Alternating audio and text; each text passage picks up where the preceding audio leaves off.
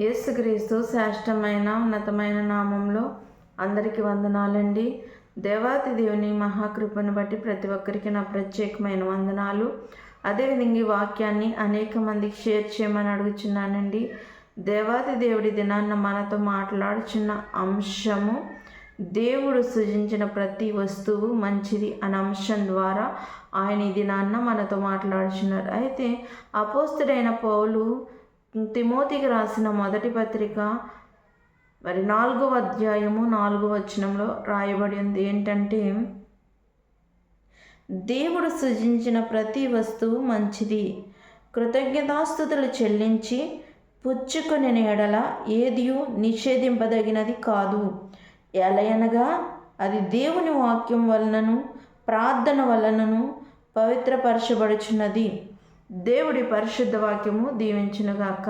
ప్రార్థన. సర్వోన్నతుడ, సర్వాధికారి, సర్వకృపానిధి నాయనా, నీకు స్తుతి స్తోత్రములు చెల్లించుకుంటున్నామయ్యా.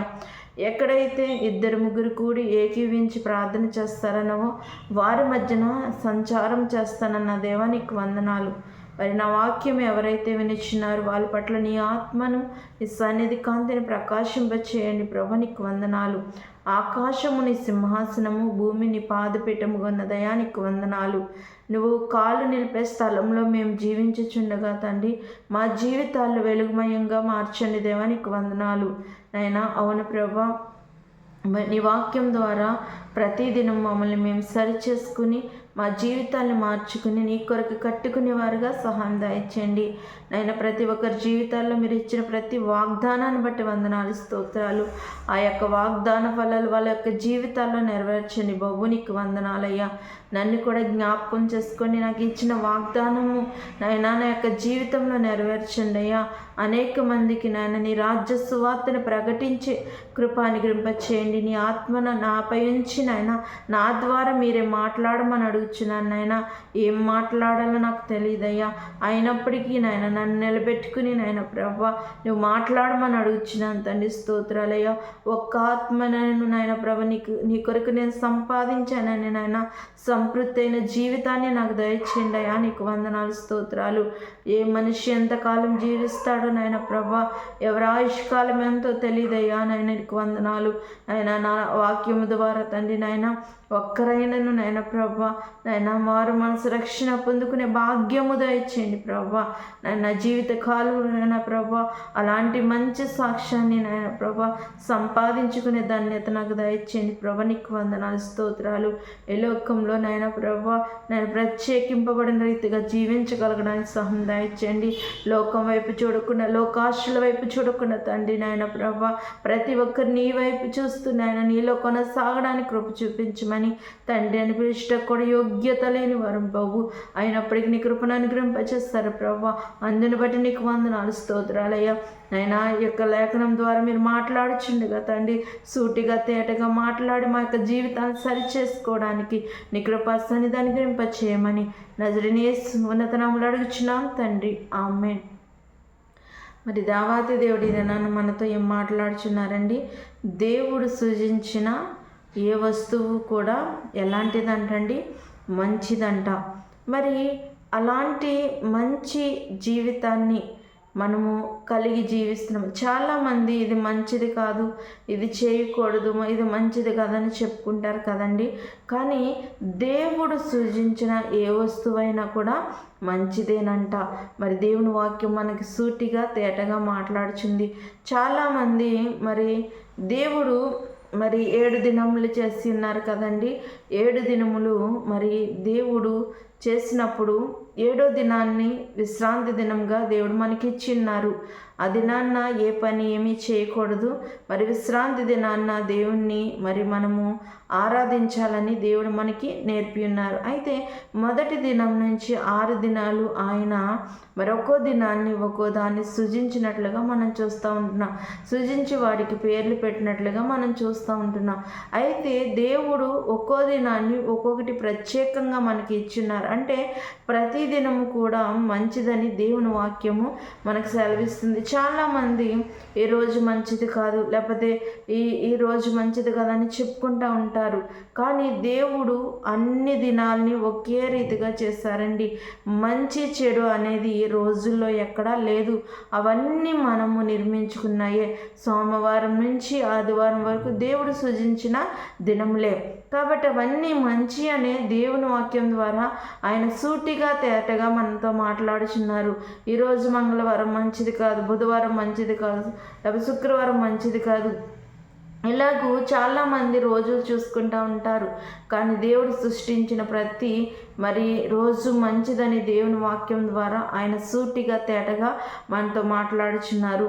అలానే ఈ కంచె దినాల్లో అంటండి, మనము అతి సమీపంగా రాకడికి సమీపంగా ఉన్న దినాల్లో అనేక మంది దేవుని వాక్యాన్ని ప్రకటిస్తూ వస్తారంట. వాళ్ళు ఎలాంటి వారికి వస్తారంటే వేషధారి వేషాన్ని ధరించుకుని అది ఒక అపవాదిని అనుసరించిన బోధనని చేసేవారు ఉంటారని దేవుని వాక్యం ద్వారా ఆయన సూటిగా తేటగా మాట్లాడుచున్నారు.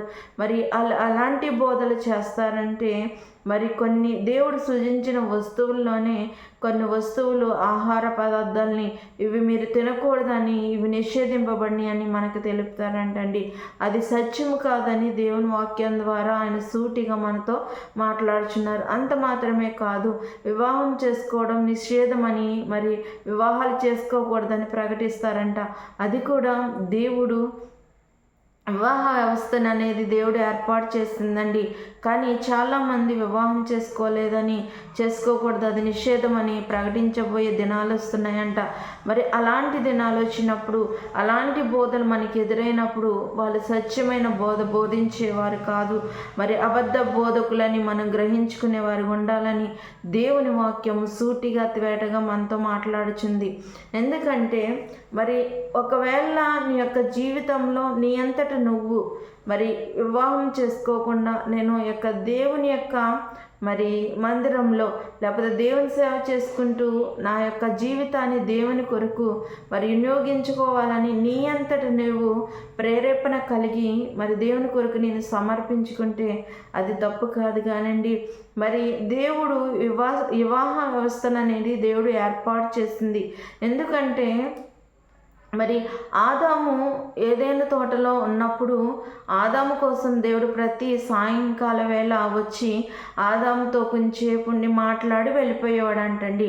అలాంటి సమయంలో ఆదాము గారు ఒంటరిగా ఉంటున్నారని దేవుడు ఆదాము కొరకు ఏదైనా చేయాలని ఆలోచన కలిగి ఎలాగైనా ఒక తోడుని ఏర్పాటు చేయాలని దేవుడు నిర్ణయించుకుని ఆదాముకు గాఢ నిద్ర కలుగజేసి తన పక్కటి ఎముకలో ఒక ఎముకను తీసి ఆ యొక్క ఎముకని ఒక స్త్రీగా దేవుడు ఏర్పాటు చేశారు. ఆమె ఎవరండి? అవ్వమ్మ గారు. అయితే దేవుడు ఏర్పాటు చేసి అవ్వమ్మని దేవుడు ఆదామికి సాటి అయిన సహకారిగా ఇచ్చి ఉన్నాడు. అంటే అక్కడ దేవుడు ఒంటరిగా ఉంటున్న జీవితానికి ఒక తోడుని ఏర్పాటు చేశాడండి. ఈ యొక్క వివాహ వ్యవస్థ అనేది దేని ద్వారా వచ్చిందంటే దేవుడు ఏర్పాటు వల్ల వచ్చింది. కాబట్టి వివాహం అనేది నిషేధింపదగినది కాదు. వివాహం చేసుకోవాలని దేవుని వాక్యం మనకి స్పష్టంగా మనకి తెలియజేస్తుంది. మీరు ఫలించి అభివృద్ధి పొంది భూమిని నిండించండి అని దేవుని వాక్యం ద్వారా ఆయన సూటిగా తేటగా మాట్లాడుచున్నారు. అంటే ఒక వివాహ వ్యవస్థ ద్వారా ఈ యొక్క భూమి నిండింపబడుతుంది. దేని ద్వారా అంటే దేవుడిచ్చే బహుమానాల ద్వారా ఈ భూమి నిండింపబడుతుంది. అలాగ మీరు అభివృద్ధి చెందాలని దేవుని వాక్యం ద్వారా ఆయన సూటిగా తేటగా మాట్లాడుచున్నారండి. అలాగూ వివాహ వ్యవస్థ అనేది భూమి మీదకి వస్తే అంచె దినాల్లో ఈ యొక్క కడవరి దినాల్లో అంటండి అనేక మంది అబద్ధ బోధకులు వచ్చి ఈ వివాహము చేసుకోకూడదు, వివాహము నిషేధింపబడిందని చెప్తారంట. అలాంటి బోధలు మనం విన్నప్పుడు అది సత్యమైన బోధ కాదని తెలుసుకునేవారికి ఉండాలి. దేవుడు ఇచ్చిన ఆహార వస్తువుల్లో అన్నీ మంచివని దేవుని వాక్యం ద్వారా ఆయన మనం స్పష్టంగా మాట్లాడుచున్నారు. ఎవరైతే ఇవి తినకూడదు నిషేధింపబడినవని ఎవరైనా మనకు తెలిపినప్పుడు వారు కూడా అబద్ధ అబద్ధ బోధకులని మనం గ్రహించుకునే వారు ఉండాలని దేవుని వాక్యము సూటిగా తేటగా మాట్లాడుతుంది. ఏంటంటండి, మరి దేవుడు సృజించిన ప్రతి వస్తువు కూడా మంచిదంట. దేవుడు అనేకమైన వాటిని మరి సృజించాడు కదండి. అవన్నీ కూడా ఏంటి, మంచివని దేవుని వాక్యం ద్వారా ఆయన సూటిగా తేటగా మాట్లాడుచున్నారు. అయితే మనం తీసుకున్నప్పుడు వాటిని ఏం చేయాలంటే ప్రార్థన చేయాలంట. మరి ప్రార్థన ద్వారా, దేవుని వాక్యం చదువుకోవడం ద్వారా మరి ఆ వస్తువులు ఏం చేయబడతాయంట, పవిత్రము చేయబడతాయి. మనము మరి ఆహారాన్ని తీసుకునే ముందు దేవునికి కృతజ్ఞతాస్తుతులు చెల్లించి పుచ్చుకున్న ఎడల అదేం చేస్తుంది, పవిత్రపరచబడుతుందని దేవుని వాక్యం ద్వారా ఆయన సూటిగా తేటగా మాట్లాడుచున్నారు.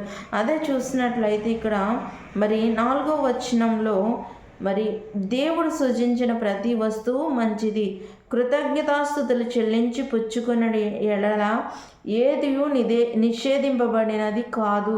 మరి ఆ వస్తువు తీసుకున్నప్పుడంట దేవునికి కృతజ్ఞతాస్తుతులు చెల్లించి ఆ యొక్క దానిని మనము స్వీకరించిన ఎడల మరి ఏదియు నిషేధింపబడినది కాదని దేవుని వాక్యం ద్వారా ఆయన మనతో అంటే మనం తీసుకున్నప్పుడు దాన్ని బట్టి మనం ఏం చేయాలి, దేవునికి కృతజ్ఞతాస్తుతులు చెల్లించాలి.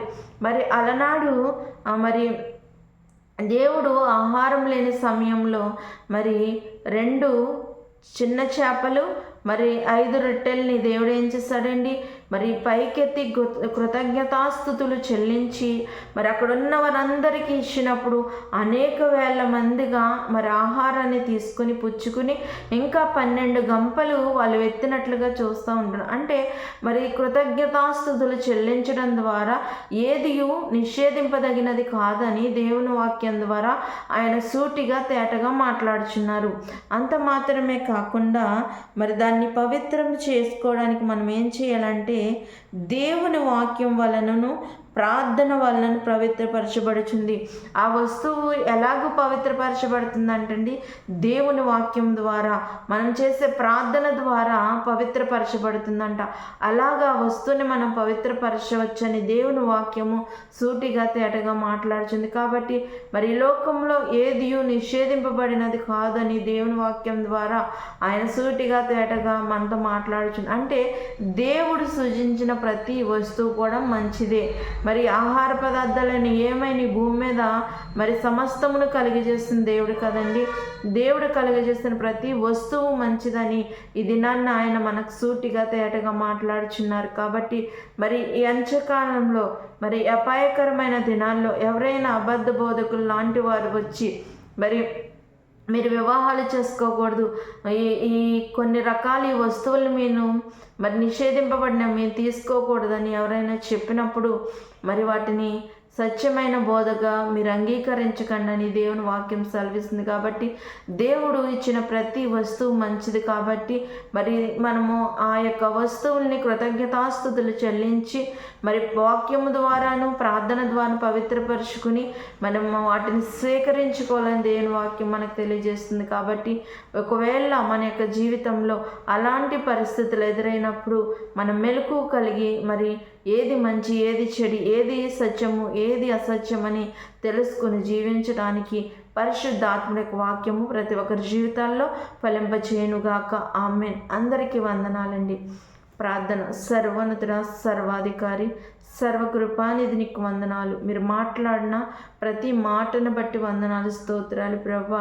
నాయన అంచె దినాల్లో, అపాయకరమైన దినాల్లో అనేక మంది నాయన ప్రభా సత్య సువార్తను నాయన ప్రభా మరి నాయన విడిచిపెట్టి తండ్రి అపవాది అనుసరించిన వారిగా తండ్రి నాయన ప్రభా వేషధారి వేషాలు వేసుకుని నాయన ప్రభా అనేక మందిని మోసపరచడానికి నాయన ప్రభా రాబోతున్నారని వాక్యం ద్వారా మీరు సూటిగా తేటగా మాట్లాడి ఉన్నారు ప్రభా. వాళ్ళు వివాహం చేసుకోవడం నిషిద్ధమని తండ్రి నాయన ప్రభా ఆహార వస్తువుల్లో కొన్ని వాటిని వారు నిషిద్ధమని ప్రకటించబోతారని నీ వాక్యం ద్వారా ముందుగానే మీరు మాతో తెలుపుతున్నారు ప్రభా. నాయన మేము ఏది సత్యము ఏది అసత్యము గ్రహించుకునేటట్టుగా మీరు చెప్పిన ప్రతి లేఖనముని మా హృదయాల్లో భద్రపరుచుకుని ఎవరినైనా సత్య సువార్తను ప్రకటించుచున్నారు, ఎవరు అసత్యాన్ని సత్యముగా నాయన ప్రకటించాలని ప్రయత్నిస్తున్నారు తెలుసుకునే కృపా ధన్యత మాకు దయచేయండి. అట్టి ఆత్మను మాకు దయచేయమని ప్రభా అనుగ్రహింప చేయమని నాయనా ప్రభా సహాయం దయచేయమని అడుగుచున్న ఈ లోకంలో ప్రత్యేకింపబడిన వారిగా ఉండడానికి కృప చూపించండి అయ్యా.